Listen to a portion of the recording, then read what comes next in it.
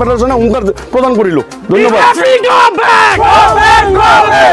আজি চাওক, আমাৰ গোপেশ দাস নামৰ এই যিটো আমাৰ বিষ্ণুপুৰৰ বাসিন্দা, তেওঁৰ পত্নী অমলা দাস, তেওঁৰ প্ৰকৃত ভাৰতীয় হোৱাৰ পিছত সকলো নথি পত্ৰ থকাৰ পিছত আজি আমাৰ হিটলাৰী চৰকাৰ মানে সৰ্বানন্দ সোণোৱালৰ হিটলাৰী চৰকাৰে আজি তেওঁক ডিটেনশ্যন কেম্পত আবদ্ধ কৰি ৰাখিছে।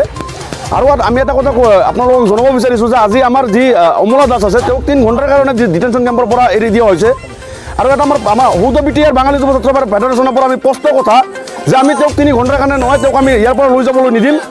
তাৰ কাৰণে যদি আমাৰ আজিৰ দিনত যদি আমাৰ জংগী আন্দোলন কৰিব লাগে, আমি জংগী আন্দোলন কৰিবৰ কাৰণে সাজু হৈ আছোঁ। আমি অমলা দাসক ইয়াৰ পৰা লৈ যাবলৈ নিদিম।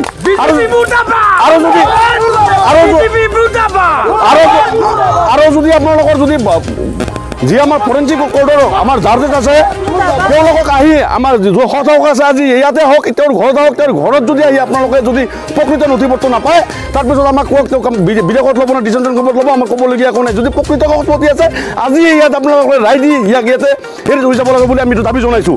আৰু ইয়াৰ পিছত আমি এটা কথা কৈ আছোঁ, আমি বাৰ এই ধৰণে আমি বাঙালীসকলে ডি বৰ্ডাৰ আৰু ডিটেনশ্যন কেম্প আৰু বহিৰাগত হিচাপত আমি কিন্তু বাচি থাকিব নোৱাৰোঁ। এইটো আমাৰ মানে আন্দোলন কৰি আমাৰ লাষ্ট সময়সীমা আহি গৈছে।